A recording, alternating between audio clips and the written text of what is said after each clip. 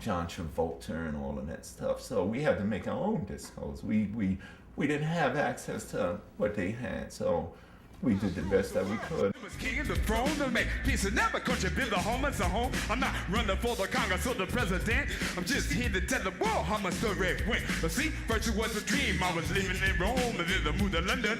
But a brand new home and everywhere I went, I drew lots of attention like a stretch limousine with those new inventions. It took a few years for the day had come. I was ruler of the world, ranked #1. So I headed toward Washington to claim a crown and let the whole world know that the king was in town. Block parties and street jams were where hip-hop started back in the day. The early DJs at the block parties began isolating the percussion breaks to hit songs, realizing that they were the most danceable and entertaining parts of the song. The music was popular, and the people came from all over the city to dance and have a good time. Different crews set up their sound systems in the parks and the streets throughout the Bronx to provide the partygoers with some music to dance to. Instead of fighting, they challenged each other to break-dancing battles. Block parties diffused negativity between different crews and became a way for kids to show off the skills and express themselves through music. We took the model from Kool Herc. The DJs used to set up the turntables in the parks or in the basements of house parties. Back then, the way everything got started was mostly like, the people brought your sound system out. Kool Herc had the Herculoids, which were the two big which was his big sound system and big speakers, and you would bring them out and put them into the park. I mean, literally plug them into the electric in the pole and throw park jams and throw parties in the street. I didn't know I could sue because nobody ever told me so. And I pretty much put the thing out of my mind until I heard it on the radio. And every station played hip, out to the hippie, people running up to me in the street, saying we heard your rhymes on the radio. They robbed you and that good times beat. It would have been alright had I copyright or a lawyer who knew my Steve. So I did it big bang, forgot rappers delight, and did what I had to do for me. I've been known to flip a bird, 24 is preferred. I write a word for word, take it, shake it, not. Street party means having a good time, jamming at a block party in the summertime, watching all the ladies shake their thing and the brothers get down to boogie and make that swing. Oh, the block parties. Oh man, they just kept growing and all the fat bitches just kept coming out. I just was liking it. We used to play all day, first of all, okay? You bring your set out, but after we got smart enough to notice, you kind of wait till the sun would go down a little bit. You know what I mean? Because we used to bring our set out in the morning sometimes, people, noon, like before the sun hit high, but then if you out in the open, the sun will melt your records. You know what I mean? So after a while, we got a little smart. We either got some place where it was some shade, behind the wall or something, or we came out, once it got cool and the sun went down. We used to do 123. We used to do Cedar Park. We used to travel all around, do parks. Back in the days, they used to throw a lot of hip-hop shows at the Audubon Ballroom. You have to go to the T-Connection. You have to go to Harlem World. When we did parks, right, it was crazy because everybody got to come out for free. See, hip-hop ain't like that no more, but we're going to bring it back and let y'all know what it was really all about. It was like a minstrel show, man, like, the minstrel shows in town, and everybody from the nearing towns and stuff would come, and really, that's the way it was back then. I mean, people would walk from where Kool Herc's side of town, which was as far as you can go west in the Bronx before going in the water. And the B-boys would come and they would start dancing. Usually in the park where it was, in the handball court or whatever, there was a big mural done, by a graffiti artist on the wall, Then you had the DJ, and then all of a sudden someone would get on the mic and start DJing. Busy B or whoever it would be would come down, get on the mic. Then the battles would start. Who did the better raps and who did this better and who did that better. And then the B-boying battles would start. Who danced better, who did this better. And the graffiti wars would start. Who did this, who burned this wall better or who burned this train better. And then it just kept growing and growing and growing into this whole movement and culture. And it took a lot of focus off of violence and a lot of focus. And it was an outlet for especially the inner city kids to do and to use to get out there and explode with their talents and their artistic abilities. Well, in the summertime, we could throw a block party every Friday, Saturday, Sunday, and then sometimes it could be almost every day of the week. It depends on how we was feeling and when we wanted to just set the speakers up outside and get out there and funk it up for the neighborhood and for the city. never had a decent sound system. You was lucky to get $10 a party if you was an MC back then. Back then they had crews of 4 and 5 MCs. You know, $100 was a lot of money back then. Yeah, we used to charge 50 cents to get in our parties. You know. That's where the hip hop was birthed. Like before the big video budgets, before the big concerts. You got your crowd participation, you know what I mean? You got your times where you just break away and you showcase the DJ cutting and stuff. But basically, we was on that mic. You couldn't, a real MC, you couldn't get him to put that mic down or pass it. That was never a problem. Rhyming that long or holding the mic down or whatever was never the problem. Because this was something new and it was our thing. Don't know, I like cars. We love the sucker, cause all damn my stuff. Phone neglect, all I wanna protect. All of my followers, all I wanna respect. I'm not a boxer, but the man with what? A slick brother that can lead a boxer. Cause you wrong, the last name Nation. And on the mic, you know to be the best. So let's start. Shouldn't be too hard. Not a sucker, so I don't need a bodyguard. Won't fest, we're bulletproof vest. Don't smoke Buddha, can't touch that shit. Throw your hands in the air. And why do like you just don't care?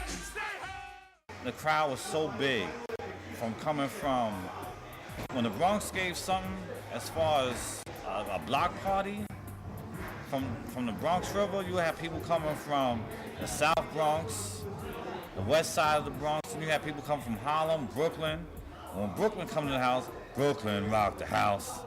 Then you had Queens. Queens started coming along. It was so crowded. From that era, it was all fun. We did music for the love of it. It was fun. You know, it was something new to everybody. It was a way to get, you know, kids off, get their mind off the troubles at home and everything. And it was a lot of fun. That was the difference between there was a dark age of hip hop. And now hip hop's becoming fun again, but then it was fun. It wasn't about, you know, who had this and who was killing that, and I got the biggest gun and I could do this and I'll shoot you if you do this. It was about, I'm the dopest MC and nobody can take my crown. I'm the dopest dancer and nobody can take this, watch what I could do. Or I'm the best artist out here and look with the train that I burned. So it was bragging rights pretty much, and but it was fun in what they talked about. We also had a problem. We didn't have our own music, so we had to find music to rap over. And we had to find music to DJ. Actually, this is before MCing got really big. We used to have to find records to play. So basically what we did, we dug into the old crates of records that was laying around, and we took a lot of James Brown records. We took a lot of rock records. We took a lot of funk records, and we would play these records.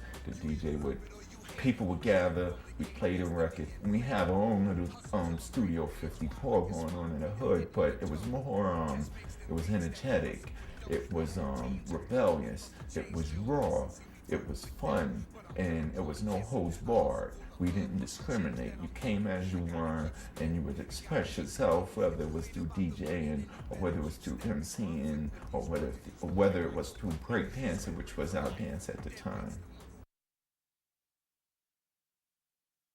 So like 74, 75, we was the Zulu Kings. We used to dance in the park. And we used to go to Bronxdale, Castle Hill, and dance. And then from us dancing, it just moved on.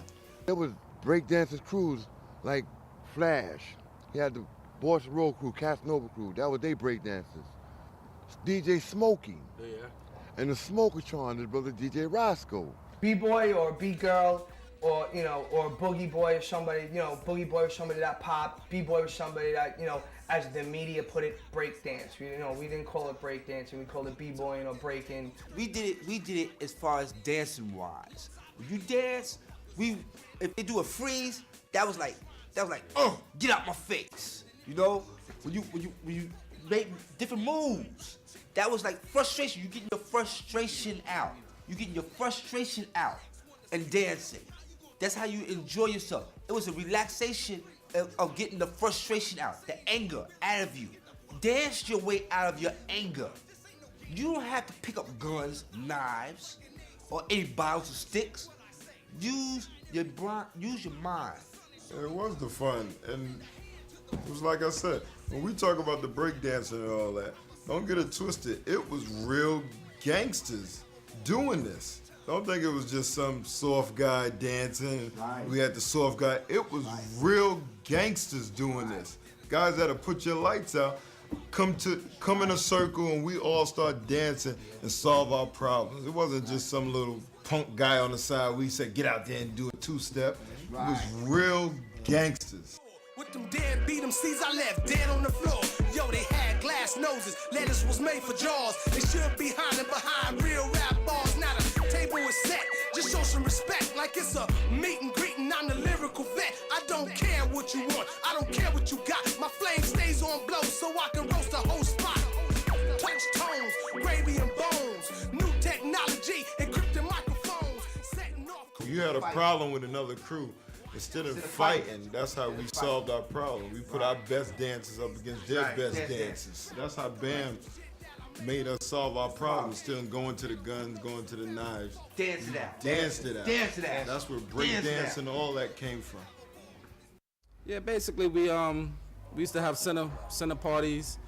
You had crews like Mastodon, Def Committee. We used to battle with them down in Lincoln Center.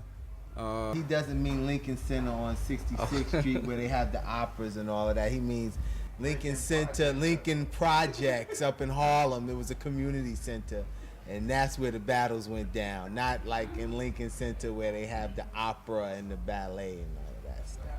We used to get in arguments with them and almost go to bat and fighting with them, but then that when we came out, it was all love. So those was like our brothers. We like, you know, it's like different stories with each one of them, with the Zulu, with Bambaataa, with Grandmaster Flash, and all. It's just different stories on how we all came together. But it was always the battles, but that was the battle of love, man, and that's what brought the best out of us. MC battles and DJ battles came about when many of the DJs decided to put up their sound systems and play at the same time, and whoever had the most powerful sound system will override the other sound system and be rocking the house, and a lot of time it caused chaos. But Drew, myself, and the Universal Zulu Nation, we put a stop to that, and we started making all the DJs play an hour against us, and we played an hour against them, and then we let the people decide who has rocked the house that night, or that day, or that afternoon in the park. Well, it was back then, like you said, with Mario, Mr. Biggs. That's when the real battles would start. See, people think just me and Kumo D started the battles. That's not true. Me and Mr. Biggs. And Mr. Biggs was the MC for Bambaataa at that time. And we started the battles, because then we used to talk about, your mother looks so fat, she's looked like the polar. You know, we had those kind of battles and stuff like that. And nobody really paid attention to those, because it was a fun thing, like it was even when me and Kumo D started the battles, you know, and stuff like that. But back then, I was with Disco King Mario. Bambaataa had Mr. Biggs. Africa Islam didn't have a MC, and he was the son of Bambaataa.